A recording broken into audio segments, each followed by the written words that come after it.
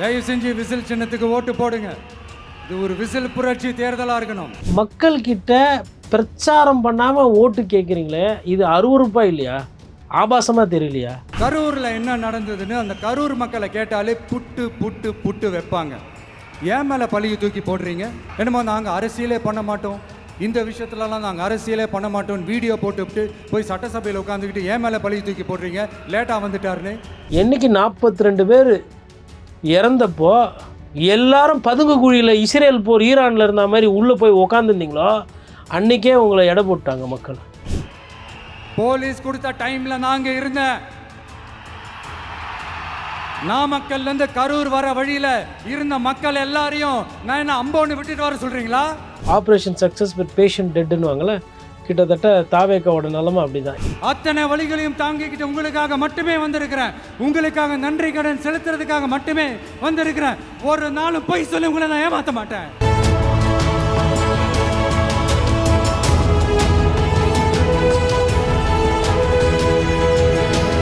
உங்க கனவு கரியருக்கு right destination தேடுறீங்களா? அதுக்கு நீங்க சூஸ் பண்ண வேண்டியது சேரன் குரூப் ஆஃப் இன்ஸ்டிடியூஷன்ஸ் தான். கோயம்புத்தூர்ல SMS arts and science and Cheran health science, காங்கேயம்ல Cheran arts, Cheran women's college, Cheran college of டெக்னாலஜின்னு எல்லாமே ஒரே ட்ரஸ்டட் இன்ஸ்டிடியூஷன்ல. Admissions open. கால் 7708441116. வணக்கம் நேயர்களே, நான் உங்கள் கார்த்திக். நம்முடைய சிறப்பு நேர்காணலில் மூத்த பத்திரிகையாளர் கோட்டீஸ்வரன் இணைந்திருக்கிறார். அவரிடம் விரிவாக பேசலாம். வணக்கம் சார்.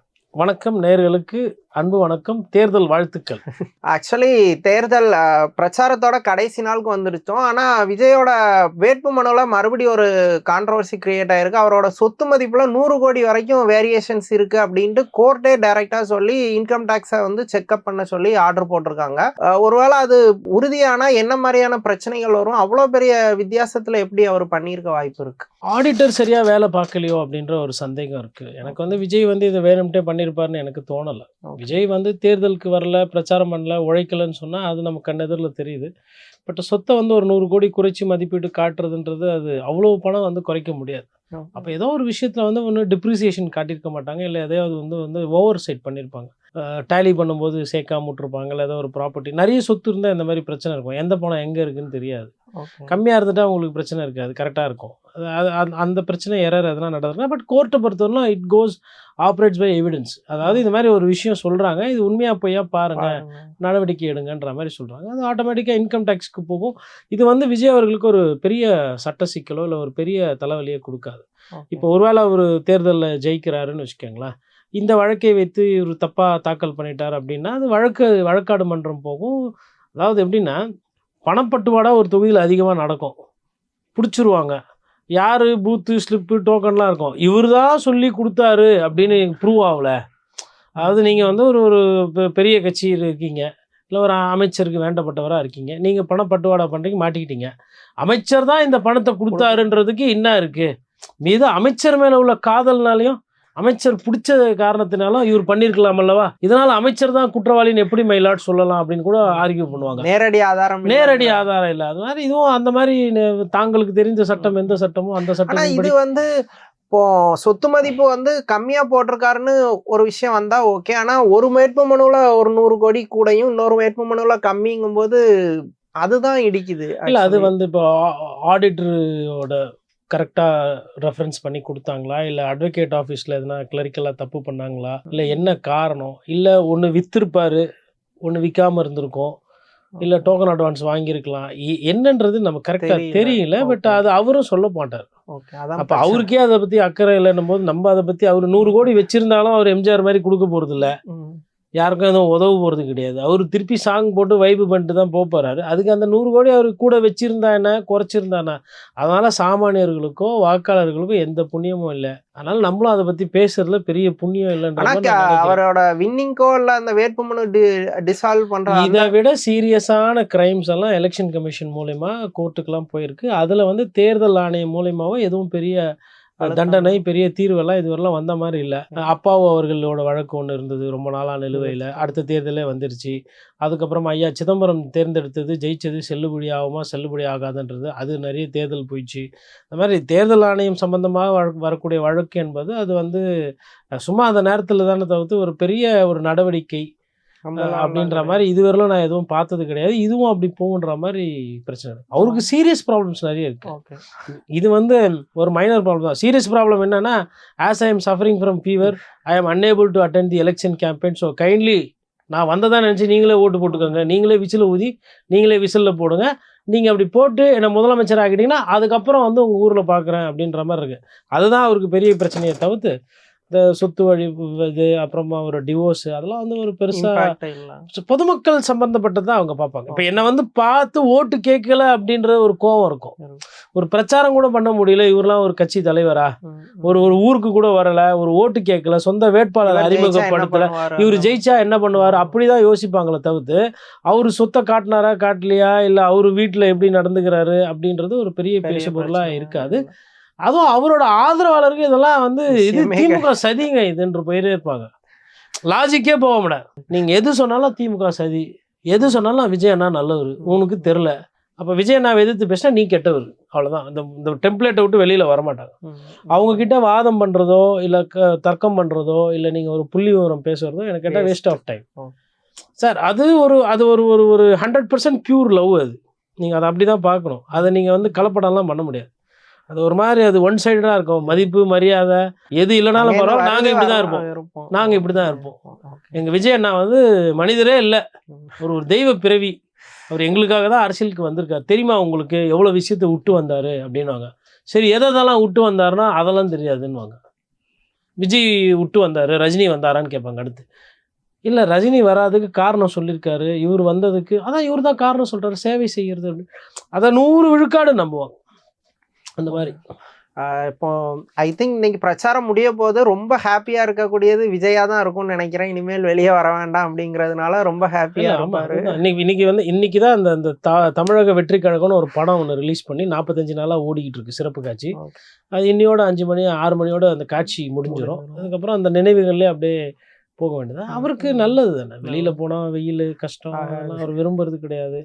என்ன கடலூருக்கு போகல, அதுக்கப்புறமா நாகப்பட்டினத்தில் உட்புற பகுதிகள்லாம் போகலை, ராமநாதபுரம் போகல, அப்புறமா தென்காசி அந்த சைடில் உள்ளெல்லாம் போகலை, அப்புறமா வந்து உங்களுக்கு சிவகங்கையில் வெறும் 4 சட்டமன்ற தொகுதியில் வெறும் காரைக்குடி வரணும் அந்த நீட் ரோடு வண்டி போயிட்டார். அதிலே உள்ள உட்பிரிவு மானாமதுரை அந்த மாதிரியெல்லாம் போய் பார்க்கல. அப்புறம் சென்னை எடுத்திங்கன்னா திருவள்ளூர்லாம் பெருசாக போய் சுற்றி பார்க்கல. காஞ்சிபுரத்துக்கு வந்து மேல்மா பற்றி பேசினார், உள்ளே போகல. பரந்தூருக்கு ஒரு வாட்டி போனார், பேசினார். அதுக்கப்புறம் பரந்தூர் பக்கம் போகல. அதுக்கப்புறமா சேலம் பக்கம் ஒரே ஒரு நாள் நாம்கே வாசுக்கு போனார். 11 தொகுதி இருக்க ஒரு பெரிய மாவட்டம், அந்த பக்கம் போகல. கரூர் பக்கம் போனார், 42 பேர் காவாச்சு. அதுக்கப்புறம் அந்த பக்கம் தலை வச்சு படுக்கல. ஊட்டி நல்லா குழுன்னு இருக்கும், அங்கே போய் மலை ஏறி இறங்கிறதுனால 4 சட்டமன்ற தொகுதி மேட்டுப்பாளையத்தில் ஆரம்பித்து சத்தியமங்கலத்தில் முடிச்சிருக்கலாம், அங்கே போகல. ஈரோட்டில் கோபிச்செட்டிப்பாளையம் ஒண்டி போனார். பவானி சாகர் பெருந்துறை அந்த பக்கம் போகல, சத்தியமங்கலம். அதுக்கப்புறம் நீங்கள் இந்த சைடு பொள்ளாச்சி வந்தீங்கன்னா பொள்ளாச்சி மலை ஏறலை. அப்போது இவர் போன இடத்த விட போகாத இடம் பார்த்தீங்கன்னா அதிகம். கன்னியாகுமரி போனார், அதை தாண்டிக்கு உங்களுக்கு கிள்ளியூர், கொளச்சூர், கோவளம், பத்மநாபபுரம் அப்படியே போவோம், கேரளா வரலாம். அப்படியே ஒரு ரோடு போயிட்டு ஒரு ரோட் ஷோனா பண்ணியிருக்கணும். இல்லை அங்கேயே தங்கினா 6 சட்டமன்ற தொகுதி 2 நாள் இருந்தால் போதும், பண்ணல. எல்லாமே 2 to 6 கன்சல்டிங் ஹவர்ஸ், அவ்வளோதான். 2 to 6 என்ன ப்ராப்ளம் எல்லாம் இருக்கோ அதை கேட்டுட்டு இப்போ இந்த சீனியர் டாக்டர்ஸ்லாம் இருப்பாங்க மருத்துவமனையில். அவங்க பார்த்தீங்கன்னா ஜெரியாட்ரிக்ஸ் ப்ராப்ளம், அப்புறம் வந்து உங்களுக்கு நியூரோ ப்ராப்ளம், டயபிட்டிஸு, அதுக்கப்புறமா வந்து அவங்களுக்கு ஆர்த்தோபெடிக்ஸ் எதுனா பிரச்சனை இருக்குது அப்படி, அப்புறம் பிளட் லெவலு, பேராமீட்டர்ஸ் அதை பார்க்குறது, செஸ்ட் மெடிசன், பேசிக் ஃபிசிஷியன், அப்புறம் ஒரு எல்லாத்துமே போயிட்டு எல்லாரும் ப்ரிப்பேர் பண்ணி ஸ்டடி பண்ணிட்டு அந்த சர்ஜன் கிட்ட சொல்லுவாங்க, சார் இது மாதிரி இருக்குது, இதெல்லாம்னா இது பிரச்சனை, அதில் அது பிரச்சனை, அது பிரச்சனை. அவர் கேட்டுட்டு ஒரு ஆப்ரேஷன் பண்ணிட்டு போயிடுவார். பேஷண்ட்டு பிழைக்கிறாரா இறக்குறாரான்றது அங்கே இருக்கிற டியூட்டி டாக்டர் தான் சொல்லுவாங்க. அது மாதிரி தான் இது கேஸு. சம்டைம்ஸ் வந்து ஆப்ரேஷன் சக்ஸஸ் பட் பேஷண்ட் டெட்டுன்னு வாங்கல, கிட்டத்தட்ட தாவேக்காவோட நிலமை அப்படி தான். என்ன இப்படி சொல்கிறாரு பத்திரிக்கையாளர்னா, ஒரு கட்சின்னா தெருவாக போலனாலும் பரவாயில்ல, ஓரளவுக்கு அட்லீஸ்ட்டு சட்டமன்ற தொகுதிக்காச்சும் போயிருப்பாருன்னு பார்த்தோம். ஸோ அது பண்ணலை. சரி, அதுதான் பண்ணலை. பாராளுமன்ற தொகுதி அளவுக்காச்சும் 40 பாராளுமன்ற தொகுதி இருக்குது, 40 பாராளுமன்றம் போவார்னு பார்த்தா அதுவும் போல. சரி, அட்லீஸ்ட் மண்டலமாக போய் பிரச்சாரம் பண்ணுவார், அவருக்கு வேணுன்ற மண்டலம்னு பார்த்தா அதுலேயும் பாதி தான் போனார். சென்னை கொஞ்சம் கவர் பண்ணியிருக்கிறாரு, திருச்சியில் அவர் தொகுதிக்கு ஒரு 2 தொகுதி பக்கத்தில் போனார் வந்தார், அவ்வளோதான். மொத்தமாக அவர் இப்போ விசிட் பண்ண தொகுதிகளோட எண்ணிக்கை பார்த்தா 40 தொகுதியோட கீழே போகுதுன்றாங்க. ஓகே, அதான் சார். இப்போ தேர்தல் பிரச்சாரம்னாலே தொண்டை தண்ணி வர்ற அளவுக்கு பேசுறது தான். ஆனால் இவர் வந்து தொடக்கத்தில் ஒரு 2 ஊரில் பேசினாருன்னு நினைக்கிறேன். அதுக்கப்புறம் ஜஸ்ட் வெளியே வந்து கையை காட்டுறதையே ஒட்டுமொத்த பிரச்சாரமாக முடிச்சிட்டாரு. எந்த இடத்துலையும் பேசுறதே இல்லை. டெய்லி வராரு, ஆனால் பேசுறதே இல்லை. ஆனாலும் அவருக்கு பெரிய ஓட் பர்சன்டேஜ் வரும்னு சொல்றாங்க. அதை எப்படி புரிஞ்சுக்கிறது? ஆக்சுவலி அதை புரிஞ்சிக்காம இருக்கிறதுக்கு தான் பொது தேர்தல் இடைத்தேர்தல் மாதிரி மாற்றிட்டாங்க திராவிட கட்சிகள். குறிப்பாக திமுகலாம் வந்து நல்ல யாரெல்லாம் பெரிய பெரிய அமைச்சர்களோ அவங்கெல்லாம் பெரிய அமைச்சர்கள் உண்மையிலே தொகுதியில் காட்டிக்கிட்டு இருக்காங்க. மக்களை வந்து பரவாயில்லப்பா, இதப்பா இதப்பா நம்ம அண்ணங்கிட்ட வாங்குறதுக்கு போய் வெக்கப்படுறன்ற மாதிரி அந்த அளவில் குஷிப்படுத்துகிற ஒரு தன்மை இருக்குது. இதெல்லாம் வந்து மாறும். விஜயோட அந்த பர்செப்ஷன் இருக்குல்ல, இந்த லாஸ்ட் 2 டேஸில் இதெல்லாம் வந்து அவலங்கள். ஒன்று, அவரும் எதுவும் செய்ய மாட்டேன்றாரு. சரி, குறையாச்சும் வந்து கேட்பாருன்னா அதையும் சொல்கிறது இல்லை. ஊருக்கு வேட்பாளர்னா நல்லா போட்டு தோரணையாக பண்ணுவாங்கன்னா அவங்க பாவம் வெறும் வீட்டுக்கு வெளியில் ஒரு ஸ்டிக்கரை ஒட்டிட்டு போயிடும். எனக்கு இந்த மொத்த எபிசோட்லேயே எனக்கு வந்து என்னோட மனசு வந்து வலிக்கிற ஒரு தருணம் பார்த்தா தாவேக்காவோட வேட்பாளர்களை நினைத்தாங்க. ஏன்னா இவரை நம்பி களத்தில் வேன்ல கூட ஏத்தல, பணக்கார கேண்டிடேட்ஸை மட்டும் ஏற்றி சும்மா பக்கத்தில் நிப்பாட்டிக்கிட்டாரு. ஊர் சைடு போனப்போ ஒருத்தர் பணக்கார candidates, they are producers of this movie. Okay, this movie's name is தமிழக வெற்றி கழகம். இந்த மூவி 60 days ஓடுதுன்னா அதுக்கு காரணம் யாருனாலும் அந்த பணக்கார கேண்டிடேட்ஸ் தான். அதனால் இப்போ ப்ரொடியூசர் சொன்ன ஆர்டிஸ்ட் கேட்பாங்கல்ல, அதனால் அவங்களுக்கு. இப்போ இதே கீழே இருக்கிறவங்கலாம் வந்து ஒன்று வண்டிக்கு பின்னாடி ஓடி வரணும், இல்லை வண்டியில் தொங்கின்னு வரணும், அவங்கள வண்டியில் ஏற்றுவார். இவர் எவ்வளோ பெரிய ஒரு என்ன சொல்கிறது, இந்த பண ரீதியாக தான் செயல்படுறாரு, சிந்திக்கிறாருன்றதுக்கு ஒரு எடுத்துக்காட்டு. இதெல்லாம் மறைக்கிறதுக்கு தான் ஐயா சந்திரசேகர் பார்த்தீங்கன்னா தானாலும் தான் சதா ஆடும். ஒரு தன்னோட மகன் தோத்துடக்கூடாது அப்படின்றது எந்த ஒரு அப்பாவும் விரும்ப மாட்டாங்க. அவரால் முடியல, கூப்பிட்டு பேட்டி கொடுக்குறாரு. அதுவும் ரொம்ப மோசமாலாம் கேள்வி கேட்காம சாஃப்டான கேள்வி கேட்குற மாதிரி ஒரு பத்திரிகையாக தேர்ந்தெடுத்து பார்த்து பத்திரிகைக்கு பேட்டி கொடுக்குறாங்க. விஜய் வந்து தத்து கொடுத்துட்டோம். நான் என்ன சொல்கிறேன்னா, எதுக்கு எல்லாருக்கும் அவங்கவுங்க வீட்டில் ஆள் இருக்குது. நீங்கள் உங்கள் உள்ள சொக்க தங்கம் 99.9% பியூர் கோல்டு நீங்களே வச்சுக்கோங்க, தத்து கொடுக்கலாம் வேணாம்.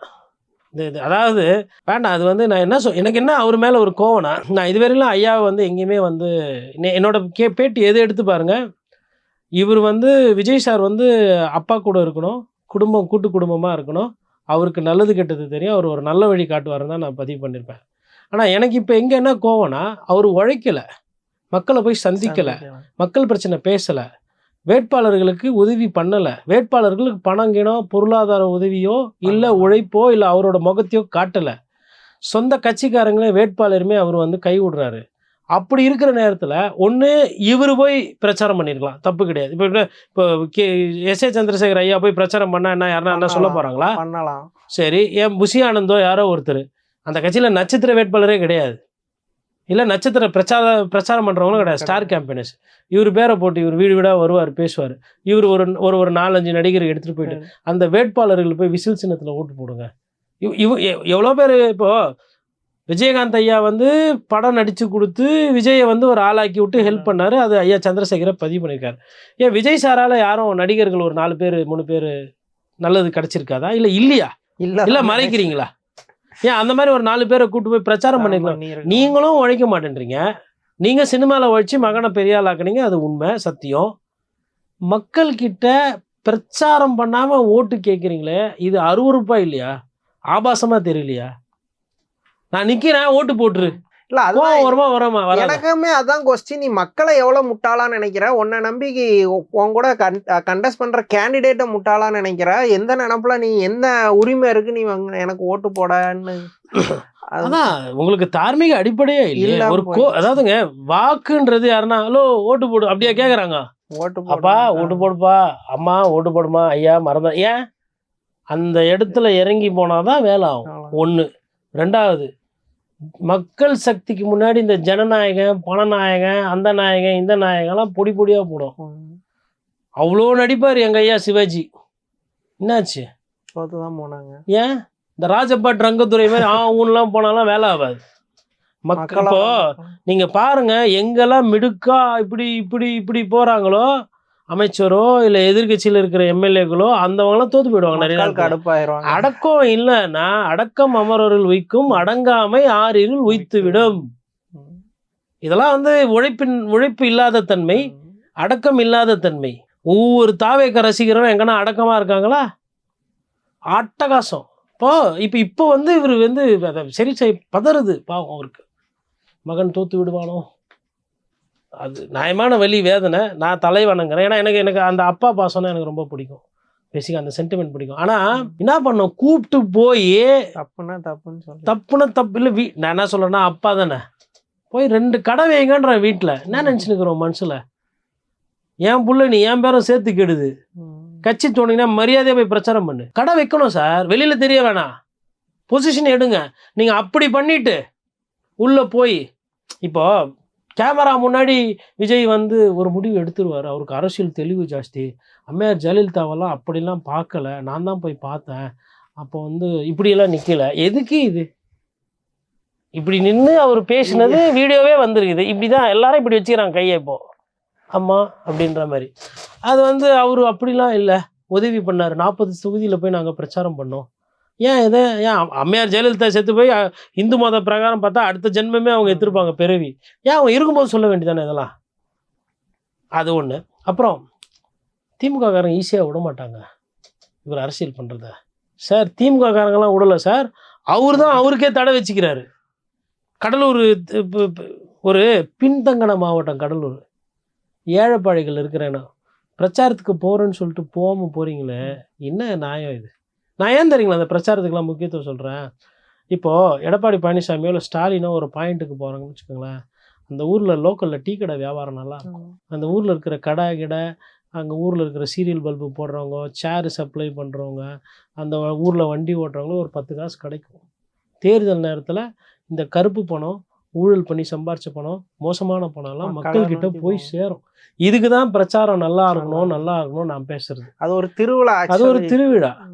அதிகமாக பணம் இருக்கவங்க கிட்ட இல்லை தப்பாக இருக்கிற பணம் திருப்பி மக்கள்கிட்டே போகிற நேரம் அதை கூட செய்ய மாட்டான்னா, இப்போது உங்களுக்கு ஃபஸ்ட் ஷோவில் 150 ரூபா 200 ரூபா வர வேண்டிய டிக்கெட்டு 2000 ரூபா போனதுனால தான் இன்றைக்கி ஒரு பணக்காரர். இவர்கிட்ட 800 கோடி இருக்குது. கடலூர்லேயே விழுப்புரம், விருதாச்சலம், அந்த சைடு ராணிப்பேட்டையில், வேலூர் தாண்டி இருக்கிறவங்ககிட்டலாம் காசு இருக்கா? அந்த காசு கொஞ்சம் திருப்பி போகணும்ல, அரசியல் ரீதியாக போயிருக்கணும்ல. போல யார் போகாமல் விட்டு பண்ணது இவர். அதாவது டிஎம்கே தான் காரணம். இது எடு டிஎம்கே முடிஞ்சு போன விஷயம். இதை இப்போ ஊதி பெருசாக்குறாங்க. முடிஞ்சு போனது அப்போ எதுக்கு கோர்ட்டில் ஜட்ஜி வேலை இல்லாமல் இருக்கிறாரா? நான் என்ன கேட்குறேன், நீங்கள் பேசுங்க, நான் சட்டம் படித்தவன். முடிஞ்சு போன விஷயத்த இப்போ பெருசாக்குறாங்கன்றார்ல. நான் என்ன கேட்குறேன், உங்களுக்கு ஓகே நல்ல வேலை பெண் குழந்தை இல்லை, நீங்கள் ஒரு அப்பாவாக இருந்து உங்களுக்கு ஒரு பெண் இருந்து அந்த பெண்ணுக்கு இந்த மாதிரி ஆனால் நீங்கள் அப்பாவாக இப்படி பேசுவீங்களா? எனக்கு அவர் மேலே அதிக மரியாதை இருக்குது. அந்த உரிமையில் தான் நான் எதுவும் பேசுகிறேன். அதை பற்றி பேசாமல் இருந்தால் கூட எனக்கு பிரச்சனை கிடையாது. அது வந்து அதை கொண்டு போய் டிஎம்கே மேலே பிளேம் பண்ணுறது என்ன லாஜிக்னே? மண்ணு திருடுறாங்க, 10 ரூபா பாட்டிலுக்கு விற்கிறாங்க, 35 லட்ச ரூபா அமைச்சர் வந்து வேலை வாங்கி தரேன்னு சொல்லி வாங்கி இருக்கிறாரு. இதெல்லாம் சொல்லுங்க, ஊழலை பேசுங்க, லஞ்சத்தை பேசுங்க. விவாகரத்து பிரச்சனைக்கும் அவர் தான் காரணம்னா அப்போ நீங்கள் யாரை கண்டிக்கணும், யாரை கேள்வி கேட்கணும்? இப்போ நம்ம கிராமத்தில் இல்லை வீட்டிலலாம் சொல்லுவாங்க, அப்பாங்க வந்து கோவமான டென்ஷனான பிள்ளைங்களை என்ன பண்ணுவாங்க, தூக்கி போட்டு மிதிப்பாங்க. நீங்கள் எதை பண்ணணும்? அவரை நியாயமாக அவரை கண்டிக்கணும், அவரை சரி செய்யணும். சார் அவர் ஊருக்கு தான் சார் சூப்பர் ஸ்டாரு, ஊருக்கு தான் ஒரு பெரிய நடிகர். உங்களுக்கு புள்ள அப்பாவுக்கு மிஞ்சி பெரிய புள்ள இந்த உலகத்திலே கிடையாது. அப்பாவுக்கு புத்தி சொல்கிறதோ இல்லை அப்பாவை மீறி அதெல்லாம் இயற்கைக்கு ஒவ்வாதது. நீங்கள் அவரை போய் சரி செஞ்சீங்கன்னு பார்த்தீங்கன்னா பத்திரிகையாளர் முன்னாடி எல்லாரும் எதிர்பார்க்குறது அவர் ப்ரெஸ் மீட்டை. இவர் வந்து ப்ரெஸ்ஸில் காங்கிரஸ்க்கு ஒரு வாய்ப்பு தரும். எது நீட்டு போகிறதுக்கா? இல்லை ஈழத்தை வந்து இன்னும் போர் என்ன இன்னும் மிச்சம் கொஞ்சம் தமிழர் இருந்தால் அவங்களையும் எதனா பண்ணுறதுக்கு அங்கே இருக்கிறதுக்கு, இல்லை கச்சத்தீவு தான் ஆல்ரெடி கொடுத்தாச்சா, வேற என்ன கொடுக்கறதுக்கு? காங்கிரஸ் எந்த அளவுக்கு மோசமான கட்சியோ அந்தளவுக்கு மோசமான பிஜேபி. ரெண்டும் மோசம்தான். அதில் என்ன பிஜேபி ஒரு மாதிரி பார்க்குறீங்க, காங்கிரஸ் ஒரு மாதிரி பார்க்குறீங்க? சரி, நாம் தமிழர் கட்சி அண்ணன் சீமானை கூப்பிட்டு, எப்பா கொஞ்சம் கேட்க மாட்டான்ப்பா, ஒரு 134 தொகுதியில் நிற்கிட்டோம், நீ ஒரு 100 தொகுதியில் நில்லு, அப்பா இருக்கிறேன் கூட, அவங்ககிட்ட பேச முடியாது, நீ கூட இருந்தால் தப்பு பண்ண மாட்டான், உன் தம்பி ஆயிட்டு போட்டோமே, நீ தான் துணை முதல்வராக இருந்து போல, ஒரு முயற்சி எடுத்துருக்கலாம்ல, யாருன்னா ஒருத்தர்கிட்ட பேசிருக்கலாம்ல. அதாவது அப்படியே லம்பா தூக்கி தாவேகா தலைவர் விஜய்க்கு கிட்ட கொடுத்துட்டா உங்கள் குடும்பம் நல்லா ஆகிடும், உங்கள் குடும்பத்தில் எந்த பிரச்சனையும் இல்லை. மக்கள் பிரச்சனை, மக்களோட புரிதல், 234 தொகுதி சட்டமன்ற தொகுதி பிரச்சனை. சார், குடும்பத்தில் இருக்கிறவங்களுக்கு முட்டு கொடுக்கறதுக்கு முன்னாடி பொதுமக்களை பார்த்துட்டு பேசணும். என்னைக்கு 42 பேர் இறந்தப்போ எல்லாரும் பதுங்கு குழியில் இஸ்ரேல் போர் ஈரானில் இருந்த மாதிரி உள்ளே போய் உக்காந்துருந்தீங்களோ அன்றைக்கே உங்களை எடை போட்டாங்க மக்கள். அது கூட சரி, ஓகே, ஷாக்கில் இருந்தாருன்னு. இவர் என்ன பண்ணிருக்கணும் அன்றைக்கி கூட? இன்றைக்கி பேட்டி கொடுக்குறாருல ஐயா ஆதரவாளரா. இப்போ அந்த வீட்டுக்குள்ளே நம்மளாம் போய் போக முடியாது, உள்ளே விட மாட்டேன். இவர் போகலாம் இல்லை, காரை எடுத்துன்னு கேட்டை வச்சுன்னு போனோன்றேன். என்னத்துக்கு பயப்படுற? வா, நான் இருக்கிறேன், வா, அப்பா இருக்கிறேன், வா போகலாம். என்ன மாரி யார் என்ன பண்ணுறா பார்க்குறவா. பயந்துக்கிறவரை தண்ணி கிண்ணி தெளித்து ஹோலி கிராஸ்லாம் போட்டு இட்டுன்னு போய் வா பார்த்துக்கலாம். அரசியல் தானே பண்ணணும், வா பண்ணலாம். யார் என்ன பண்ணுறா பார்த்துக்கலாம். நீ நீ நீ தெரிஞ்சு பண்ணல நான் நினைக்கிறேன். உனக்கு தெரியாது, போய் மாட்டிக்கினேன், வா பார்த்துக்கலாம். அப்படி பண்ணியிருந்தா ரைட்டு, இன்றைக்கி கேட்கலாம். என் பிள்ளைய வந்து பழி வாங்குறாங்க, கொள்றாங்கன்ட்டுன்னு, என் மகனை வந்து இந்த மாதிரி பண்ணுறாங்க. நீங்கள் எதுவுமே பண்ணலீங்களே ஐயா, இன்றைக்கி பேட்டி கொடுக்குறீங்க. ஏன் அவர் பேட்டி கொடுக்க மாட்டாரா? அவர் ஏன் அரசியலுக்கு வந்தார்னு ஆள் வச்சு தான் பேசுவாரா? அவர் தானே முதலமைச்சராக போகிறாரு. பத்திரிகையாளர் சந்திக்கணும்னு எதுனா இருக்கா? சரி, பத்திரிகையாளர் சந்திக்கணும் எதுவும் இல்லை. ஒவ்வொரு படத்துக்கும் எதுக்கு அப்போ பத்திரிகையாளர் அழைப்பு நடத்துறீங்க? எதுக்கு வந்து இன்னொன்று, அவங்க வந்து பத்திரிகையாளர்னாவே இந்த சினிமா சம்மந்தமாக கேள்வி கேட்குறவங்க தான் நினச்சின்னு இருக்கிறாங்க. பச்சை தண்ணி குடிக்காதவன்லாம் இருக்கிறான் இன்னும் போகிற இடத்துல. என் பேனா இது எந்து கேட்ட கேள்விக்கு பதில் எழுதிட்டு போயிட்டே இருக்கிறேன்னு கால் மேலே கால் போட்டு உட்காந்து கேள்வி கேட்குறவங்க இன்னும் இருக்கதான். என் இனத்தில் அது குறைஞ்சி போச்சு. நான் மறுக்கலை. பத்திரிகையிலையும் வந்து சொம்பு அடிக்கிறது, சிங்கி அடிக்கிறது, அந்த 200 ஊப்பின்னு கெட்ட பேர் வந்ததுக்கு காரணம் இதெல்லாம் இருக்குது. அவலங்கள் எங்கள் இந்த துறையில் இருக்குது. நான் இல்லைன்னா நான் மறுக்கலை. நான் எதுக்கு அதை சொல்லுவேனே? அதை பொய் சொல்லி இல்லை அது அப்படி ஒன்று இல்லைன்னு சொல்லி முட்டு கொடுத்து யாரை ஏமாற்றிக்கிறோம்? எல்லா தொழிலுமே, எல்லா அரசியல் எப்படி தூய்மையாக இருக்கணும்னு நினைக்கிறோமோ அதே மாதிரி பத்திரிகை துறையும் தூய்மையாக இருக்கணும்னு தான் நினைக்கணும். பத்திரிகை துறையில் தூய்மை இல்லாமல் போகுதுன்னா அதை வந்து முட்டு கொடுத்து மறைக்கக்கூடாது. இருக்குது. இப்போ நம்ம வெளிப்படையாக பேசுமே, அரசியல்வாதிகளுக்கு எழுதி கொடுக்குறவங்க இருக்கிறாங்க, அரசியல்வாதிகளுக்கு புள்ளி விவரம் எடுத்து கொடுக்குற பத்திரிகையாளர் இருக்காங்க, அரசியல்வாதிகளுக்கு முட்டு கொடுக்குற பத்திரிகையாளர் இருக்கிறாங்க, அரசியல்வாதிகளுக்கு ஐடியா கொடுக்குற அரசியல்வாதிகள் இருக்கிறாங்க. இந்த ஐடியா கொடுக்குறவங்க, புள்ளி விவரம் எடுத்து கொடுக்குறவங்க, எழுதி கொடுக்குறவங்கலாம் பிரச்சனை கிடையாதுங்க. அது கன்சல்டன்சி. முட்டு கொடுக்குறவங்க இருக்கிறாங்க பார்த்தியா, வெளிப்படையா, அவன் தான் பிரச்சனை. எல்லாமே அருமையாக இருக்குது. 180 சீட்ஸ் வந்துடுவாங்க திருப்பி. சாமி எப்படி சாமி 180? அது தெரியாது, சொல்ல சொன்னாங்கோ, சொல்கிறோம். அப்போ எதுவுமே தப்பே நடக்கலையா? அதுதான் அங்கே பிரச்சனை. அதே மாதிரி இந்த விஷயத்துலையுமே வந்து விஜய் அவர்களும் விமர்சனத்துக்கு உட்படுத்தப்பட வேண்டியவர். விஜய் அவர்களுக்கும் வந்து ஒரு சில கேள்விகள் நியாயமானது. விஜய் அதெல்லாம் எதிர்கொண்டாதான் அவர் நல்ல அரசியலாக வர முடியும், அரசியல்வாதியாக மாற முடியும். நீங்கள் இதெல்லாம் எதிர்கொண்டு இதெல்லாம் சரி செய்து இந்த பிழைகள்லாம் சரி செஞ்சீங்கன்னா நீங்கள் ஒரு நாள் முதலமைச்சரை யாராலையும் தடுக்க முடியாது. நீங்கள் மக்கள் நடுவில், மற்றவங்களாம் யார்? எடை போடுற ஒரு விஷயந்தான் இந்த பத்திரிகையாளர் சந்திப்பு, மக்களை போய் பார்க்கறது, பிரச்சாரம் பண்ணுறது, ஒரு வியூகம் எடுக்கிறது, தேர்தலில் வழக்காடு மன்றத்தில் போய் மற்ற கட்சிகள் மீது வழக்கு தொடுறதுலாம் நீங்கள் எப்படி அரசியல் பண்ணுறீங்கிறது பார்க்குறது.